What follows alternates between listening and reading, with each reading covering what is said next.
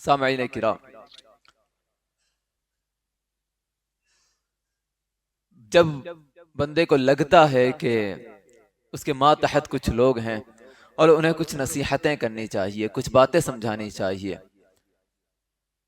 تو وہ اپنی زندگی میں سب سے اہم جو بات ہوا کرتی ہے ان کا انتخاب کرتا ہے۔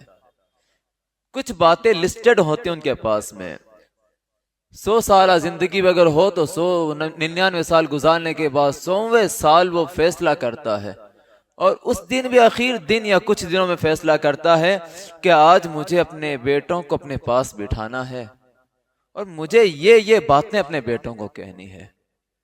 برسوں کا تجربہ، برسوں گزارے ہوئی زندگی میں سے چند باتیں منتخب کر کے اپنے بیٹے کو کہتا ہے، اے میرے شہزادے، زندگی میں نے کیسے گزاری یہ تو نہیں بتا سکتا، لیکن تجھے اتنا کہوں گا کہ ان باتوں پر عمل کر لینا۔ یہ ہوتی نصیحت کی باتیں، اور اس میں خوبصورت بات یہ ہوتی ہے جب نصیحت کی جاتی ہے تو باپ سختی نہیں کرتا ہے، نہایت نرمی کے ساتھ کہتا ہے، یا بنیا، قرآن کا حکم ہے یا بنیا، اے میرے پیارے بیٹے۔ اور یہ نصیحت کا سب سے اچھا طریقہ، سختی کے ساتھ نصیحتیں نہیں کی جاتی، نرمی کے ساتھ کی جاتی ہیں۔ اور کچھ نصیحتیں قرآن کی میں آپ کے سامنے رکھوں آج، آپ سمجھیں اس چیز کو کہ اللہ تعالیٰ نے قرآن میں ہمیں جینے کے سلیقے کیسے سکھائے ہیں۔ پہلے بات عقیدوں کی ہے، اس کے بعد میں جو سماجی معاملات ہیں، معاشرتی کام میں ہیں، ان کے متعلق سمجھایا ہے، اور ذکر بھی کیا تو کس کا؟ عام شخص کا نہیں کیا، اس شخص کا ذکر کیا جس کے متعلق اللہ کہتا ہے کہ اللہ نے اسے حکمت سکھائی ہے۔ وَلَقَدْ آتَيْنَا لُقْمَانَ الْحِكْمَةَ، تحقیق ہم نے لقمان کو حکمت عطا کی ہے۔ بعض علماء انہیں نبی کہتے ہیں اور جمہور انہیں اللہ کا ولی کہتے ہیں، لیکن حکمت کی جب بھی بات آتی ہے، سر فہرست کسی کا نام آتا ہے تو ان میں لقمان کا نام آتا ہے۔ اب ذرا دیکھیں، اتنا ماہر تھا کہ ہر بیماری کا علاج اس کے پاس مل جایا کرتا تھا۔ ہاں، اگر کوئی دل کا مریض ہے تو علاج، جسمانی مریض ہے تو علاج ہے، مشورے طلب کرنے ہو تو لقمان ان کے کام آ جایا کرتا تھا۔ لیکن جب بات آئی اپنے بیٹے کو سمجھانے کی، اپنے بیٹے کو نصیحت کرنے کی، تو لقمان نے طریقہ کچھ اور اختیار کیا، اور کیا کہا؟ قرآن کہتا ہے وَإِذْ قَالَ لُقْمَانُ لِابْنِهِ، یاد کرو جب لقمان اپنے بیٹے کو کہتے ہیں وَهُوَ يَعِظُهُ، اور نصیحتاً کہتے ہیں، نصیحت کرتے ہیں، کیا کہتے ہیں؟ یا بنیا لا تشرک باللہ، اے میرے پیارے بیٹے، اللہ کے ساتھ شرک نہ کرنا، کسی کو اللہ کا شریک نہ ٹھہرا دینا۔ ان الشرک لظلم عظیم، بے شک شرک بڑا جرم ہے، ایک ظلم ہے، ظلم۔ پہلی نصیحت کیا نہ کرنا؟ شرک نہ کرنا، کیونکہ اللہ تعالیٰ واحد و یکتا ہے، اس کے مثل کوئی نہیں ہے، کائنات بنانے والا وہی ہے، رزق دینے والا وہی ہے، خالق وہی ہے، تو عبادت کا مستحق بھی وہی ہے، اس کے ساتھ شرک نہ کرنا، اور شرک ظلم عظیم ہے۔ ظلم جانتے ہیں کسے کہتے ہیں آپ؟ عربی کا قاعدہ ہے وضع الشیء فی غیر محلہ، کسی چیز کو اس کی جگہ نہ رکھ کر دوسری جگہ رکھ دینا ظلم ہے۔ مطلب ٹوپی سر پر رکھنے کی چیز ہے، اسے یہاں نہ رکھ کر پاؤں میں رکھ لینا ظلم ہے۔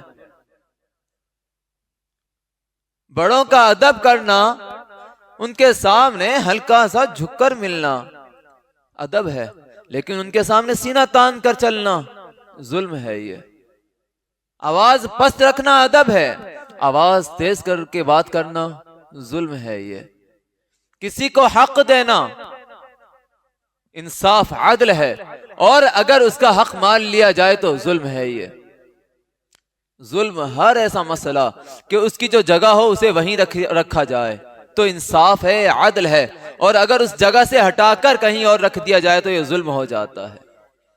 جانتے ہیں آپ، یہ بڑے مسئلے ہیں۔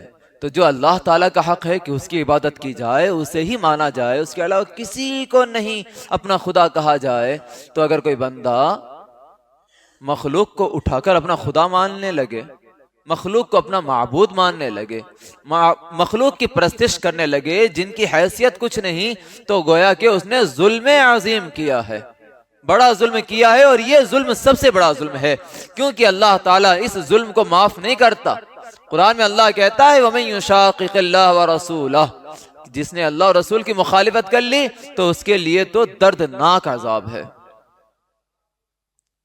شدید العقاب ہے، اس کے لیے سخت عذاب ہے۔ پھر دوسری نصیحت کی بات کریں تو کہتے ہیں اب نصیحت کی بات تو کر دی، اللہ تعالیٰ نے پھر ایک بات کی، چلتے چلتے ذرا بات سنیں، ایک نصیحت آ گئی، شرک نہ کرنا ظلم عظیم ہے، پھر اللہ تعالیٰ ہم اور آپ کو سمجھاتا ہے وَوَصَّيْنَا الْإِنسَانَ بِوَالِدَيْهِ، کہ ہم نے انسان کو ان کے والدین کے متعلق پختہ تاکید کرتی ہے۔ وہ کیا؟ اب کہتے ہیں حملتہ امہ وہنن علی وہن وفصالہ فی عامین ان اشکر لی ولوالدیک الی المصیر۔ اللہ کہتا ہے ہم نے انسان کو پختہ تاکید کی ان کے والدین کے بارے میں کہ ان کی ماں ایک کمزوری کے بعد دوسری کمزوری پر اپنے بچے کو لادے ہوئے پھرتی ہے، ایک کمزوری کے بعد دوسری کمزوری، پھر اس کے بعد وَفِصَالُهُ فِي عَامَيْن، اور 2 سال تک اسے دودھ پلاتی ہے، وہ 2 سال مدت دودھ پلانے کی، 2 سال دودھ پلاتی ہے۔ پھر اللہ تعالیٰ کہتا ہے انشکر لی وَلِوَالِدَيْک، ہاں میرا بھی شکر ادا کر، اپنے والدین کا شکر ادا کر، اور میری ہی جانب تجھے پلٹ کے آنا ہے۔ اب بات سمجھیں ذرا، ماں کی بات کی نا، یہ احسان بتایا جا رہا ہے، کیونکہ یہ محبتیں جو اللہ سمجھاتا ہے نا کہ شرک کی بات کی ہے، پھر اس کے بعد میں ماں باپ کی محبت کی بات کی جا رہی ہے، یہ سمجھایا جا رہا ہے ایک مسئلہ آپ کو نازک کا، کیونکہ آپ کا دعویٰ، میرا دعویٰ، کائنات کے ہر بچے کا، بیٹے کا دعویٰ ہے کہ ماں باپ سے بڑھ کر کوئی ان کے حق میں بہتر نہیں ہو سکتا، ماں باپ سے بڑھ کر کوئی ان کا اچھا نہیں سوچ سکتا، ماں باپ ہی ہیں جو اپنا سب کچھ اپنے بیٹوں کے لیے قربان کر سکتے ہیں، کوئی دوسرا نہیں کر سکتا۔ کیسے؟ اس انداز سے کہ ماں ایک کمزوری کے بعد دوسری کمزوری اسے لادے ہوئے پھرتی ہے، جب پیٹ میں ہوتا ہے تو کیا مسئلہ ہوتا ہے؟ کمزوری ہے اس پر، کھا نہیں سکتی، وہ پی نہیں سکتی ہے، سو نہیں سکتی ہے، لیکن اس کمزوری کو برداشت کرتے ہوئے 9 مہینے اپنے پیٹ کے اندر لادے ہوئے پھرتی ہے، وہ اسے کمزوری نہیں ہے۔ درد کون برداشت کرتا ہے؟ ہم اور آپ کرتے ہیں، ہم اور آپ نہیں کرتے یہ برداشت، یہ مائیں برداشت کرتی ہیں، لیکن اللہ بتا رہا ہے اس درد کو سمجھ تو، تجھ پر ذرا سی پریشانی آئے تو تڑپ جاتا ہے، ذرا سی چوٹ لگے، کانٹا بھی چبھے تو تڑپ جاتا ہے۔ اچھا ایسا ہے، اگر صاحب اولاد ہوں تو ذرا سوچو کہ آپ کا بیٹا ہے یا آپ کی بیٹی ہے جی تو چلنے بھی نہیں جانتے صحیح سے، یا تھوڑا چلنے لگے ہیں، نازک ہے، محبت بلا کی ہے آپ کو ان سے، پاؤں میں اگر آپ کے بیٹے کے یا بیٹی کے کوئی کانٹا چپ جائے آپ تڑپ نہیں جائیں گے؟ آپ کی آنکھیں نہیں بھر آئیں گی؟ درد نہیں ہوگا آپ کو؟ ایک وقت گزار دیں گے اپنے بچوں کو پچکارتے ہوئے، انہیں چومتے ہوئے، ان کے پاؤں سے ہلاتے ہوئے، کیوں؟ محبت ہے کیا جناب؟ اس محبت سے کروڑوں درجہ بہتر ماں کی محبت ہے، جو تمہارے لیے وہ برداشت کرتی ہے، ایک کمزوری کے بعد دوسری کمزوری میں تمہیں لیے پھرتی ہے۔ جب عورت بچہ پیدا کرتی ہے اس کے جسم میں طاقت نہیں رہتی ہے، پھر بھی وہ بڑی کمزوری برداشت کرتی ہے، ایک وجود کو اپنے جسم سے باہر نکالتی ہے، جانتے ہیں کتنا درد ہوتا ہے، مرد پر اگر یہ درد ڈالا جائے تو مرد برداشت نہ سکے اور جان دے دے، اتنا شدید مسئلہ ہوتا ہے یہ۔ پھر اس کے بعد اس پر اور مزید کمزوری یہ بھی آ جاتی ہے کہ اتنا درد برداشت کیا ہے، 9 مہینے سنبھالا ہے، ابھی جب تک چلنے کے قابل نہیں ہوتا تب بھی اسے لیے گود میں پھرنا ہے، پھر 2 سال تک اسے دودھ بھی پلانا ہے، کون برداشت کرتا ہے اتنا؟ مائیں برداشت کرتی ہیں نا، یہ تو ماں کی بات ہے۔ قرآن کہتا ہے تو کیا کرنا؟ انشکر لی، میرا شکر ادا کر۔ پہلی بات کہ میں تیرا خالق ہوں، تیری ماں کے پیٹ میں تجھے پیدا کرنے والا میں ہوں، تیری ماں کے پستان سے جو تجھے دودھ مل رہا ہے اس غذا کا سبب میں ہوں، میں نے بنایا ہے، وہ میں نے تجھے اس کی راہ دی ہے، میں نے بتایا ہے کہ تجھے یہاں سے غذا ملنی ہے، تو پہلے میرا شکر ادا کر۔ وَأَنِشْكُرْ لِي وَلِوَالِدَيْكَ، اور اپنے والدین کا بھی شکر ادا کر کہ انہوں نے تیرے لیے مصیبتیں جھیلی ہے، درد جھیلا ہے۔ پھر کیا کہا؟ اِلَيَّ الْمَصِيرُ، پیدائش کے مرحلے ہوں، انسان اپنی آخرت، اپنا اختتام، اپنی انتہا بھول جائے، ایسا نہیں ہونا چاہیے۔ اللہ پھر کہتا ہے پلٹ کر تو میری ہی جانب آنا ہے تجھے۔ اور والد کی بات بھی کچھ اور ہے پیاروں، والد کے بڑے احسان ہیں ہم پر۔ ہر مسئلہ آپ سمجھیں والد کسے کہتے ہیں. بس تھوڑی سی بات کہوں والد پر کہ آپ سمجھتے ہوں گے نا کہ بڑا نازک مسئلہ ہوتا ہے. آسانی کے ساتھ والد کو جھڑک دیا ہم نے, اس کے سامنے سخت آواز سے بات کر لی, نظریں چڑھا کر اسے دیکھ لیا. آسان ہے یہ؟ نہیں پیارے. اگر میں جوان ہوں نا, مجھے لگ رہا ہوتا ہے کہ میں کسی کے سامنے ہاتھ نہیں پھیلاؤں گا. میں اپنے آپ میں ایک بادشاہ ہوں, میرے اپنے ہی وارے نیارے ہیں, میں کسی کے سامنے نہیں جھکنے والا. اور آج تو اپنے باپ کے سامنے چلا کر بات کرتا ہے. تیرا باپ تجھے کچھ کہتا ہے تو یہ سوچتا ہے کہ اس کا کام نہیں کرے گا. اتنی جرأت کہاں سے پیدا ہو گئی؟ تو اتنا بڑا کب سے ہو گیا؟ تو جانتا ہے کہ جب تو پیدا نہیں ہوا تھا تیرا باپ جوان تھا, اس کا عالم یہ تھا کہ وہ بھی تیری طرح جوانی میں کہا کرتا تھا کسی کے آگے نہیں جھکوں گا, نہیں غلامی کروں گا, میں بھی بادشاہ ہوں, میرے بھی کچھ مرتبے ہیں. لیکن جب تو پیدا ہوا ہے نا, جب تیری ذمہ داری اس پر آئی ہے تو اس کی بادشاہ خاک پہ مل گئی ہے. وہ تیری وجہ سے در در جا کر غلامی کرتا ہے, دوسروں کے آگے جھکتا ہے. تو پیارے اپنے غرور میں مت جی, وہ تیرا باپ تیرا بادشاہ ہے, تو اس کا خادم ہے. تجھ پر لازم ہے اپنے باپ کے قدموں میں گرا رہے, لازم ہے تجھ پر اپنے باپ کے لیے پانی لے کر کھڑا رہے, تجھ پر لازم ہے کہ اس کی خدمت کر, اس کی عزت کر, کیونکہ ایک باپ کی عزت بادشاہ سے بڑھ کر کی جاتی ہے. بادشاہ رعایا ہوگا, رعایا کا ہوگا, کیسا ہوگا ہم نہیں جانتے, لیکن اس بادشاہ کی عزت ہم پر اتنی نہیں ہے جتنی باپ کی عزت ہے ہم پر. اس لیے اللہ کہتا ہے وَوَصَّيْنَا الْإِنسَانَ بِوَالِدَيْهِ, انسان کو ہم نے سخت تاکید کر رکھی ہے. پھر ایک بات سمجھا دی, ہاں خدمت کرنی ہے والدین کی, کہنا ماننا ہے ان کا. لیکن آگے قرآن کہتا وَإِن جَاهَدَاكَ عَلَىٰ أَن تُشْرِكَ بِي مَا لَيْسَ لَكَ بِهِ عِلْمٌ فَلَا تُطِعْهُمَا وَصَاحِبْهُمَا فِي الدُّنْيَا مَعْرُوفًا. کیا کہا؟ اور اگر تیرے ماں باپ تجھے شرک پر ابھاریں, تیرے ماں باپ تجھے کہیں کہ تو میرے ساتھ شرک کر, اور پھر کیا کہا؟ مَا لَيْسَ لَكَ بِهِ عِلْمٌ, جس کے متعلق تو جانتا نہیں, ان کے بارے میں بھی کہتا ہے. تو فلا تطعهما, ان کی اطاعت نہیں کرنی, ان کا کہنا نہیں ماننا ہے. ہاں وصاحبهما فی الدنیا معروفا, لیکن دنیا میں رہتے ہوئے ان کے ساتھ اچھا سلوک ضرور کرنا ہے, بھلا سلوک کرنا ہے. کوئی مذہب ایسا نہیں ہے, صرف اسلام ایسا مذہب ہے کہ اگر والدین مشرک ہوں اور وہ کہہ رہے ہوں کہ شرک کر, لیکن تجھے علم نہیں, تو پھر بھی تجھے کیا کرنا ہے؟ شرک نہیں کرنا ہے. تجھے تو اللہ تعالیٰ کی پیروی ہی کرنی ہے, اللہ تعالیٰ کی اطاعت ہی کرنی ہے. لیکن شرک کے سبب ماں باپ سے نفرت نہیں کی جائے گی, ان کے سامنے اونچا نہیں بولا جائے گا, ان کے ساتھ تکلیف کا معاملہ نہیں کیا جائے گا, بات بھی بھلی کہی جائے گی, احسان کا معاملہ کیا جائے گا, سلوک اچھا کیا جائے گا. یہ ہے اسلام. اسلام سمجھاتا ہے مشرک ماں باپ کا بھی ادب لازم ہے تم پر. یہ آیت نازل ہوئی ہے سعد ابن ابی وقاص رضی اللہ تعالی عنہ کے متعلق. آپ کہتے ہیں کہ جب میں نے اسلام قبول کر لیا تو میری ماں مجھ سے کہنے لگی کہ سعد کیوں اپنے باپ دادا کے دین کو چھوڑ چکا ہے, کیا دین نئے مذہب پہ چلا گیا ہے, چل پلٹ آ. کہتے ہیں کہ ماں کوئی چیز مجھے اسلام چھوڑنے پر آمادہ نہیں کر سکتی, میں اسلام نہیں چھوڑ سکتا. ماں کہتی ہے کہ دیکھ اگر تو نہیں چھوڑے گا تو میں کھانا پینا چھوڑ دوں گی, میں بھوکی مر جاؤں گی, میری جان جسم سے نکل جائے گی, دنیا تجھے کہا کرے گی, تانے دے گی کہ تیری وجہ سے تیری ماں مری ہے, تو اپنی ماں کا قاتل ہے. اللہ اکبر, کتنا بڑا تانا ہے نا. لیکن سعد ابن ابی وقاص کہتے ہیں کہ ماں چاہے کچھ بھی ہو جائے میں اسلام نہیں چھوڑنے والا, تو ایک ماں ہے, تو جیسی 1000 مائیں بھی ہو تو اسلام پر قربان ہے. ماں آخر تھک ہار کر کھانا شروع کر دیتی ہے. سمجھتے ہیں اس بات کو آپ؟ برا سلوک نہیں, احسان کا معاملہ ہے. اللہ رسول کی بات آئے تو کسی کا کہنا نہیں مانا جاتا.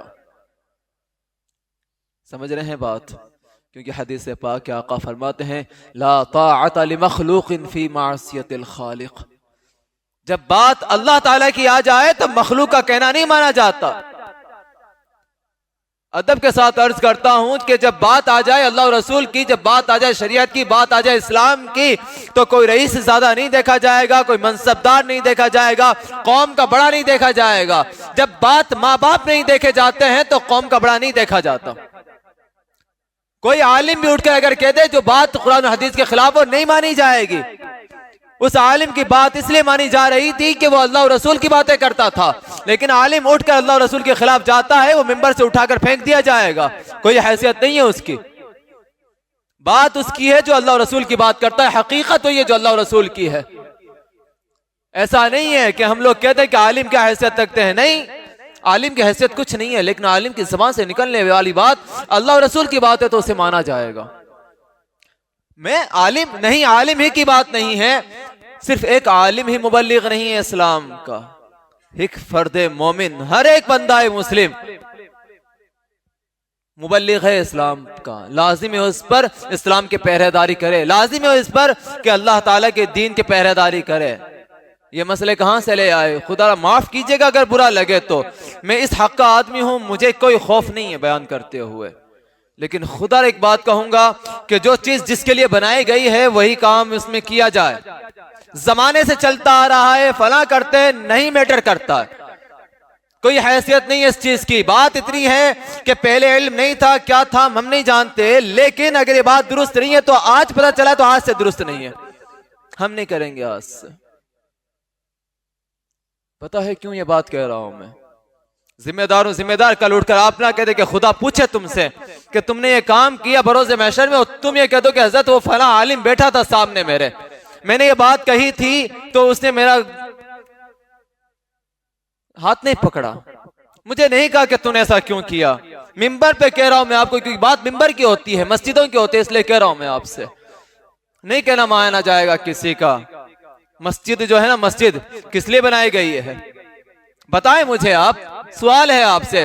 مسجد بنائی گئی اللہ تعالیٰ کی عبادت کے لیے اور کسی کام کے لیے نہیں ہے۔ فلاحی کام کرنے ہیں آپ کو، فلاحی کام کرنے ہیں، قوم کی ترقی، اللہ بہت کامیاب کرے۔ اتنا وقت ہو گیا آپ کو سمجھاتے ہوئے کہ قوم کا اتحاد کیسے ہوگا، اتنے وقت سے سمجھا رہا ہوں کہ قوم کامیاب کیسے ہوگی۔ ہمیشہ یہی بات کرتا ہوں کہ ایک مسلمان دوسرے مسلمان کا ساتھ کیسا دے۔ مسجد کے اندر سب اصف ہو جاؤ تم اتحاد پا جاؤ گے، لیکن مسجد سے نکلنے کے بعد ہاتھ جدا ہو جاتے ہیں، کیسی کامیابیاں ہیں۔ مسجد میں ایک کے ساتھ کندھے سے کندھا ملا کر کھڑے ہونے کا حکم ہے، حدیث پاک میں آتا ہے اس انداز سے کھڑے ہو جاؤ کہ پاؤں سے پاؤں مل جائے، کندھے سے کندھا مل جائے، جسم سے جسم مل جائے، ایک تھوڑا سا بھی حصہ خالی نہ رہے کہ جس میں شیطان آ جائے۔ یہ اتحاد ہے، اسلام تمہاری صفیں مرتب کرتا ہے، اسلام تمہیں سمجھاتا ہے تمہیں اتحاد کیسے کرنا ہے، ایک بھائی دوسرے کے ساتھ کیسے کھڑا ہو سکتا ہے۔ یہ کامیابیاں یہاں ہیں، لیکن ہم یہاں آ کر تو سمجھ جاتے ہیں، لیکن باہر پہنچتے ہیں ہمارے ہاتھ ایک دوسرے سے جدا ہے، ہمارے جسم ایک دوسرے سے جدا ہے، ایک دوسرے سے ہاتھ ملانا پسند نہیں، گلے ملنا پسند نہیں، تو اتحاد قائم نہیں ہوگا۔ اتحاد قائم کرنے کے لیے آپ کو مسجد سے لے کر اپنے گھر تک ہاتھ ملانے ہوں گے، مسکرانا ہوگا ایک دوسرے کے ساتھ میں۔ مسجد جو بنی ہے وہ فلاحی کاموں کے لیے نہیں، اللہ تعالیٰ کی عبادت کے لیے۔ ایک مرتبہ ایسا ہوا آقا کریم صلی اللہ علیہ وسلم جلوہ فرما تھے، ایک شخص آیا اور کہنے لگا کہ میری چیز گم گئی ہے، کسی کو ملی ہے کیا؟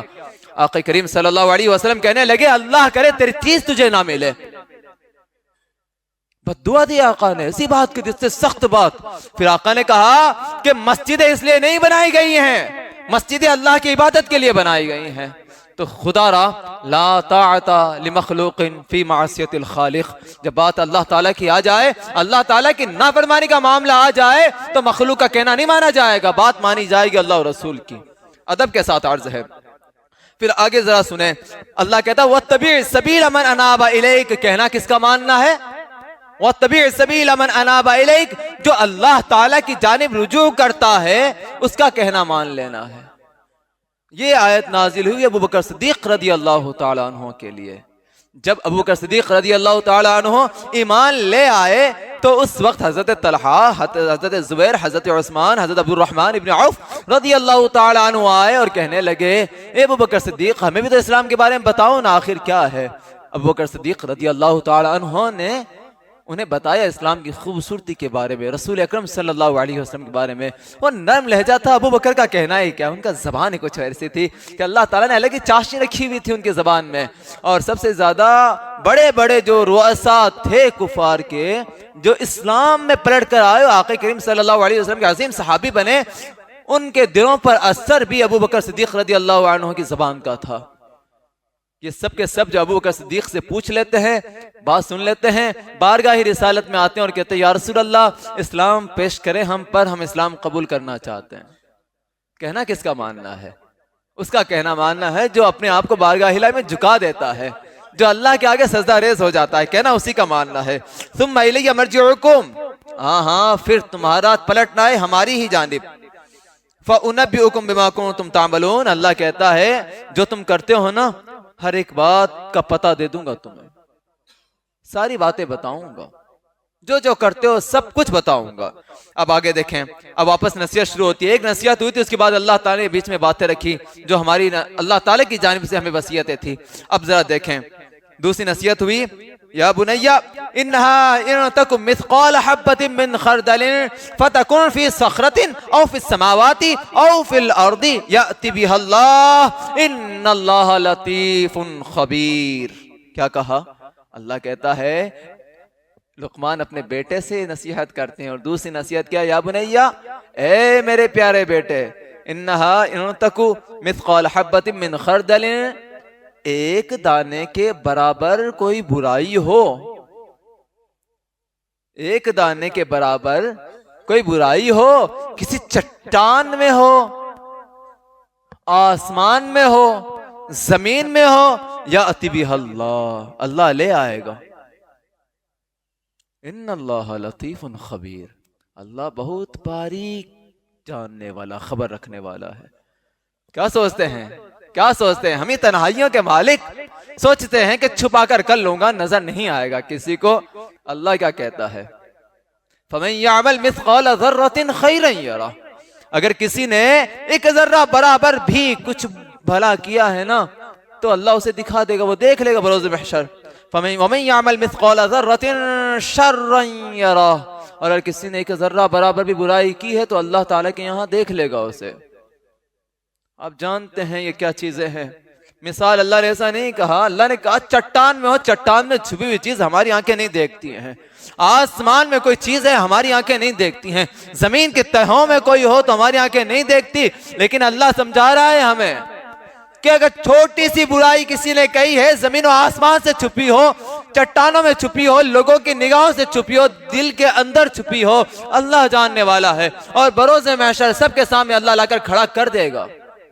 مطلب سمجھاؤں میں آپ کو، چہرے کے سامنے ہم بڑے اچھے ہیں، چہرے کے سامنے ہم ان کی تعریف کرتے ہیں، مسکرا کر مل تو لیتے ہیں، آپ بہت اچھے ہیں، آپ بھلے ہیں، لیکن جب رخ بدل جاتا ہے، گھر کے اندر جاتے ہیں، محفلیں بدل جاتی ہیں، پھر برائیاں شروع کر دیتے ہیں، پھر چغلیاں شروع کر دیتے ہیں، پھر کہتے ہیں اسے کیا معلوم، وہ تو جاہل ہے، وہ ان پڑھ ہے، وہ گنوار، اسے تو پتہ ہی نہیں، اسے تو کچھ آتا ہی نہیں، وہ دکھاوا کرتا ہے، اس میں مزے والی بات نہیں ہے۔ کیوں پیارے، آخر ایسی باتیں کہاں سے آ گئی؟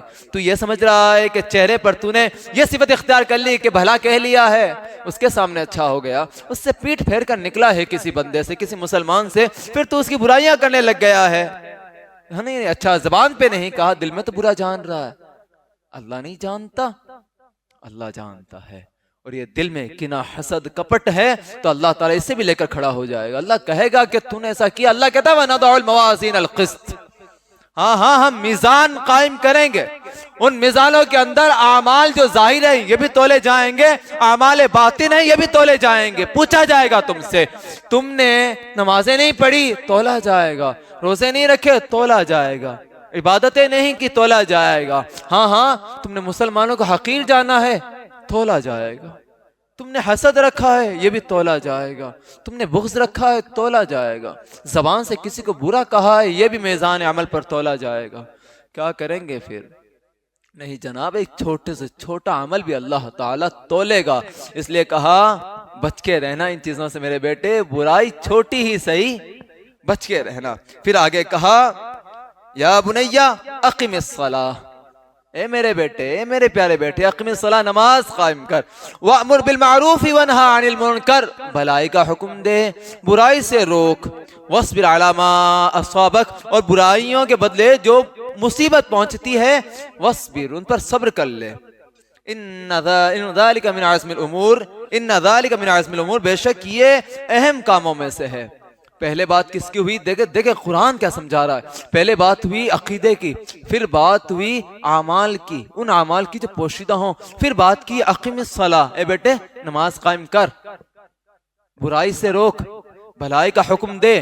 یہ باتیں بتائی جا رہی ہیں کہ صرف اس امت کے ساتھ خاص نہیں ہے, نماز بھی پچھلی امتوں سے چلتی ہوئی آ رہی ہے. برائی سے روکنا, بھلائیوں کا حکم دینا, یہ بھی پچھلی امتوں سے چلتا ہوا آ رہا ہے, کوئی نئی بات نہیں ہے. لیکن لقمان اپنے بیٹے کو کہتے اور ہمیں نصیحت قرآن کی ہے, ہاں لیکن جب تو نماز پڑھے گا, بھلائیوں کا حکم دے گا, برائیوں سے روکے گا, تجھے پریشانیاں آئیں گی, مصیبتیں آئیں گی. ہاں اگر کعبے کے اندر جائے تو رسول اکرم صلی اللہ علیہ وسلم پر اوجری ڈال دی جائے, آقا کریم صلی اللہ علیہ وسلم کے گلے میں چادر ڈال کر گلا دبا دیا جائے, آقا کریم صلی اللہ علیہ وسلم پر پتھر برسائے جائیں, آقا طائف میں جائیں تبلیغ کے لیے تو ان پر پتھر برسائے جائیں, انہیں لہو لہان کر دیا جائے. اور ہم اور آپ ابھی تک تو دین تبلیغ پر کہاں آئے؟ ہم نے کیا بتا دیا لوگوں کو اسلام کے بارے میں, کیا سمجھا دیا ہے لوگوں کو اسلام, ہم نے خود ہی نہیں سمجھا ہے.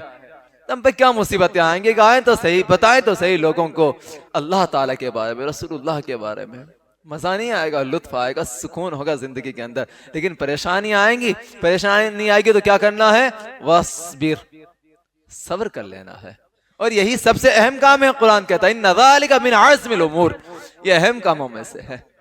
آقا کریم فرماتے ہیں بلغوا عنی ولو آیہ, میری جانب سے ایک آیت ہی صحیح لوگوں کو پہنچا دو. اگر آپ کو معلوم ہے کہ سچ بولنا اچھا ہے, کوئی جھوٹ بول رہا ہے, تو اسے کہیں گے بھائی جھوٹ نہ بول, سچ بول. سچ اللہ کے یہاں لکھا جاتا ہے, سچ بولنے والا سچا لکھا جاتا ہے, اور سچ انسان کو جنت تک لے کے جاتا ہے. اور کوئی جھوٹ بولتا ہے تو آقا فرماتے ہیں کہ جھوٹ لکھ لیا جاتا ہے, جھوٹ بولنے والا جھوٹا لکھ لیا جاتا ہے, اور جھوٹ بندے کو جہنم تک لے کے جاتا ہے. کتنی پیاری باتیں ہیں نا. آپ بتائیں لوگوں کو, اس انداز سے پیش کریں. آپ خوبصورت ہوں گے, لوگ خوبصورت ہوں گے, میں بھی مبلغ ہوں, آپ بھی مبلغ ہیں. اگر مجھ سے کوئی خطا ہو جائے بولنے میں, آپ میری اصلاح کریں. اگر آپ سے کوئی بات ہو جائے, میں آپ کی اصلاح کرتا ہوں. اور یہی سلسلہ چلتا رہا, نہ آپ کا دل برا ہوگا نہ میرا دل برا ہوگا, ہم دونوں ایک دوسرے کا سلوک سے رہیں گے. اب ایک اور بات جلدی, ایک نصیحت اور سردوں کر دو, 2 نصیحتیں اور باقی ہیں, جلدی کر دیتا ہوں انشاءاللہ. ایک نصیحت اور کی, وَلَا تُسَعِّرْ خَدَّكَ لِلنَّاسِ وَلَا تَمْشِ فِي الْأَرْضِ مَرَحًا. کیا کہا؟ وَلَا تُسَعِّرْ خَدَّكَ لِلنَّاسِ, لوگوں سے منہ چڑھا کر بات مت کر, سختی والی بات نہ کر, منہ چڑھا کر بات نہ کر. وَلَا تَمْشِ فِي الْأَرْضِ مَرَحًا, زمین پر اکڑ کر مت چل. ان اللہ لا يحب كل مختال فخور, اور اللہ تعالی ہر اکڑنے والے, تکبر کرنے والے کو پسند نہیں فرماتا ہے. یہاں 2 باتیں ہیں, یہ ہے تکبر اور ایک اختیال. کیا ہے؟ تکبر اور ایک اختیال. پہلی بات ہے وَلَا تُسَعِّرْ خَدَّكَ, امیر زادہ بڑا آدمی منصب دار ہے, وہ یہ سوچتا ہے غریب کی کوئی عزت نہیں ہے, غریب کی کوئی حیثیت نہیں ہے, اس کا کوئی مرتبہ نہیں ہے. غلط ہے یہ بات, یہ اسلام نہیں ہے. اسلام تو وہ ہے کہ ایک ہی صف میں کھڑے ہو گئے محمود و ایاز, نہ کوئی بندہ رہا نہ کوئی بندہ نواز. وقت کا سلطان ہو کہ خاک نشین کوئی شخص ہو, سب ایک صف میں آ کر برابر ہیں, کسی کا کوئی مرتبہ نہیں ہے. بلکہ ایسا ہے کہ ایک غریب زادہ باہر نکلتا ہے, اس کی اتنی پوچھ نہیں ہونے والی. ایک امیر زادہ باہر نکلتا ہے, اسے پوچھا جائے گا کہ تیرے پاس میں ایک غریب تھا, اس کا مکان تیرے پاس میں تھا, تجھے خیال آیا کہ وہ بھوکا ہے, تجھے خیال آیا کہ ابھی اس کے پاس کچھ ضرورت کا مال ہے کہ نہیں؟ تجھ سے سوال ہوگا, اس سے سوال نہیں ہوگا. عدل و انصاف تیرے ذمہ ہے, اس کے ذمہ نہیں ہے. تو پیاروں, جسے جتنا نوازے گا اس انداز سے حقارت کسی کے ساتھ نہ کریں. تکبر میں آقا فرماتے ہیں بطر الحق وغمط الناس, تکبر ہے یہ کہ انسانوں کو تو حقیر جانا جائے اور پھر حق بات کو چھپا لیا جائے. تکبر نہ کریں. تکبر یہ ہے کہ بندہ مال و دولت میں ہو, اپنے اندر جو چیز ہے نا, میں عالم ہوں, میرا علم بڑا ہے اور کسی کا علم نہیں ہے, میں حسین و جمیل ہوں, میری خوبصورتی زیادہ, باقی تو بدصورت ہیں سب کے سب, میں مال و دولت کا مالک ہوں. اس انداز کی باتیں آتی ہیں نا, جو باتیں انسان کے اندر کی ہو نا, میں علم میں بڑا, میں نسب میں بڑا, میں خاندان میں بڑا, یہ چیزیں ہوتی ہیں ہمیشہ تکبر کی. اختیال, میرا منصب بڑا ہے, میرے پاس بڑی مال و دولت ہے, میری عزت بہت زیادہ ہے, اس طرح کی باتیں یہ اختیال ہیں. اور دونوں باتیں کسی بندہ مسلمان کو جائز نہیں بلکہ حرام ہیں یہ چیزیں. وَلَا تَمْشِي فِي الْأَرْضِ مَرَحًا، اکڑ کر نہیں چلنا چاہیے۔ آقا فرماتے ہیں کہ اس انداز سے تیز نہ چلو کہ جیسے لوگوں کو برا لگے، بلکہ آقا کریم صلی اللہ مولا کائنات فرماتے ہیں آقا کریم جب چلتے تھے نا تو یوں لگتا جیسے بلندی سے نیچے اتر رہے ہیں۔ وقار کے ساتھ قدم اٹھاتے، ہلکا پاؤں زمین پر رکھتے، لمبا پاؤں رکھتے تھے۔ دور سے دیکھنے والا کو سمجھتا کہ وقار صاحب حیثیت شخص آ رہا ہے، لیکن زمین پر پاؤں مارتے نہیں تھے۔ ذرا سوچیں اب آپ ہمیں چلنا کیسے چاہیے؟ بہت دھیرے دھیرے وقار کے ساتھ، اتنا دھیرے نہیں، ایک درمیانہ چال، جیسے لگے کہ کوئی صاحب حیثیت شخص چل رہا ہے۔ انشاءاللہ کبھی چلنے پر بات آئے گی تو میں آپ کو بتاؤں گا کہ اس میں دنیا کیا کہتی ہے اور ہمیں سمجھانے کے لیے جو کورسز کروائے جاتے ہیں ان میں کیا معاملے ہیں، اور رسول اللہ کی حدیثیں کہاں تک فٹ بیٹھتی ہیں۔ وہ تمام تر جو معاملات ہیں نا بہت حد تک حدیث پاک صلی اللہ علیہ وسلم سے ہے۔ تو چلنے میں درمیانہ اختیار کریں، کیوں؟ گھمنڈیوں کو، تکبر کرنے والوں کو اللہ پسند نہیں فرماتا۔ ایک آخری نصیحت وہ یہ ہے وَقْصِدْ فِي مَشْيِكْ وَغْضُضْ مِنْ صَوْتِكْ، درمیانہ چال چل، اپنی آواز پست رکھ۔ إِنَّ أَنْكَرَ الْأَصْوَاتِ لَصَوْتُ الْحَمِيرِ، درمیانہ چال چل، بھاگتا ہوا مت چل، اور آواز پست رکھ، چلا کر بات نہ کر، کیونکہ پہلا گندے مزاج لوگوں کا کام ہے جو بہت غلط چال چلتے ہیں، بھاگتے ہوئے چلتے ہیں کہ لوگوں کی نگاہیں اڑتی ہیں، ادھر ادھر دیکھتے ہوئے چلتے ہیں۔ اور دوسرا ہے کہ وَغْضُضْ مِنْ صَوْتِكَ، آواز پست رکھ، یہ چچھورا کو کام ہے جو چچھورے بلند آواز سے چلا چلا کر تانا زنی کرتے ہوئے، آوازیں کستے ہوئے لوگوں کو پکارتے ہیں۔ قرآن کہتا ہے وَغْضُضْ مِنْ صَوْتِكَ، آواز پست رکھ، کیوں؟ ان انکر الاصوات لصوت الحمیر، اگر بات تیز کرنے کی ہے، آواز چلا کر بات کرنے کا مسئلہ ہے، تو آوازوں میں سب سے بری آواز گدھے کی آواز ہے۔ اللہ اکبر۔ تو پیاروں یہ نصیحتیں ہیں آپ کے سامنے جو حضرت لقمان نے اپنے بیٹے کو کی، اور اللہ تعالیٰ کو اتنی پسند آئی کہ اپنے قرآن حکیم میں اللہ تعالیٰ نے یہ نصیحتیں رکھ دی۔ اب آپ پر ہے کہ آپ ان نصیحتوں کو اختیار کریں، اپنے بچوں کو نصیحتیں کریں، اپنے بھائیوں کو کریں، اور ہم پر بھی لازم ہے کہ ہم اچھی اچھی نصیحتیں اپنے گھر والوں کو کرتے جائیں۔ اللہ تعالیٰ کہنے سننے سے زیادہ عمل کی توفیق عطا فرمائے۔ اشہد ان لا الہ الا اللہ واشہد ان محمدا عبدہ ورسولہ۔